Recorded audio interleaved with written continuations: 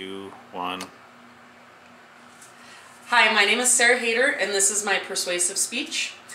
Billy Anderson and my husband Nathan Shonak are my audience.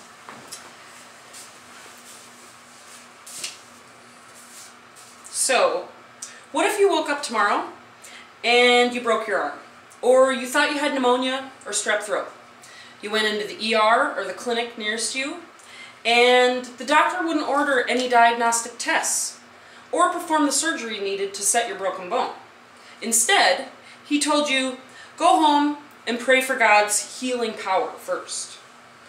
Or a rape victim presents at a pharmacy for the morning after pill, only to be humiliated and denied the medication because it's against the pharmacy's or the pharmacist's religious beliefs. Would you like to be required to consider other people's religious beliefs in your personal health decisions? The Economist took a poll in 2012 and found that 41% of all respondents believe that separation of church and state should be absolute. 34% believe that it shouldn't, and 25% were undecided. I work in a women's healthcare facility and have for several years, so I understand the consequences of losing autonomy over one's medical care. Access to healthcare should not be dictated by one's religious beliefs. This fundamental principle allows healthcare providers to make medical decisions with their patients without bias from any moral conviction or belief.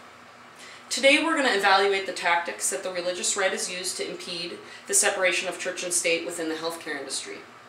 Passing restrictive state legislation, attempting to regulate healthcare by affecting sister organizations or regulatory bodies like the FDA, and enabling healthcare providers like pharmacists to deny women access to certain drugs. And finally, we're going to go over how you can take action to ensure this important principle stays intact. The North Dakota legislature has passed some of the most restrictive abortion legislation in the country, despite the fact that the Supreme Court has established these laws as unconstitutional. According to the National Abortion Federation in 2010, Roe v. Wade established under the 14th Amendment that a woman's right to personal liberty includes the right to privacy in personal medical decisions. Inflammatory language and blatant disregarding of scientific facts are tactics used by representatives to try and mislead and misinform the public. Betty Grandy, a Republican representative in North Dakota, gives us a perfect example of this in an article that she comments recently on the legislation to Fox News. It takes you back to Hitler, and we know where that went. He started going after those abnormalities, and I think it's an absurdity that we would go back to that kind of thinking. Another ploy used to enforce undue burden on women in regards to accessing safe medical procedures also involves litigation.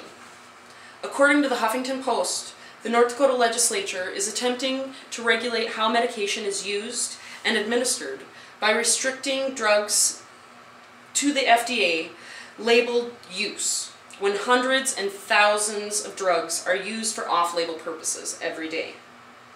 According to that same article in the Huffington Post, Judge Wickham Corwin, who's presiding over the case that is disputing the medication abortion administration, he responded to the defense's argument that they're not actually restricting access to abortion, they're simply asking the drugs are used as the FDA advises. Judge Corwin's response was, well, it certainly seems to put an undue burden on women who want a medication abortion. It is true that off-label drug prescription is very common practice in the United States. In fact, 1 in 5 outpatient prescriptions written in the United States are off-label therapies, according to WebMD. In that same article on WebMD, Caleb Alexander, MD, MS, a medical ethics advocate and assistant professor of medicine at the University of Chicago Medical Center, states the FDA's job is to regulate drug approval, not drug prescribing. Off-label use is so common that virtually every drug is used off-label in some circumstances. Who would believe that a pharmacist's beliefs could override a decision that you and your doctor have come to. Well, an increasing amount of pharmacists are denying women access to contraception of all types because it violates their religious beliefs. On a federal level, CNN states that the morning after pill has been made available over the counter without prescription for women over the age of 17, overturning the 2011 decision that required prescriptions for girls over 17. The concept that women can't make these decisions on their own without a doctor consult is a direct violation of the religious right's previous arguments that government must regulate decisions because women and their doctors are not capable. Today, science has finally prevailed over politics, says Nancy Northrup, the Center for Reproductive Rights President and CEO.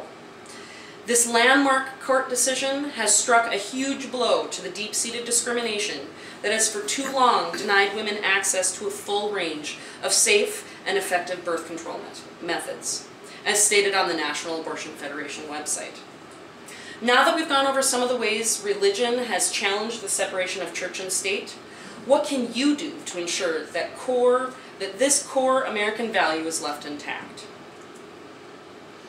Americans United is an organization whose mission states, "We're dedicated to preserving the constitutional principle of church-state separation as the only way to ensure religious freedom for all." You can find ways to get involved and take action both locally and nationally on their website. You can also contact Red River Women's Clinic or your local women's health facility to volunteer and stay informed. Today, we've seen the various methods that religious extremists have used to attempt to limit access to health care based on moral principles of the Christian faith. Passing excessive and restrictive state legislation, attempting to regulate health care by affecting sister and regulatory organizations like the FDA, enabling healthcare providers like pharmacists to deny women access to certain drugs. This country was founded on the principle that religion would neither be mandated, managed, manifested, nor fostered by the government.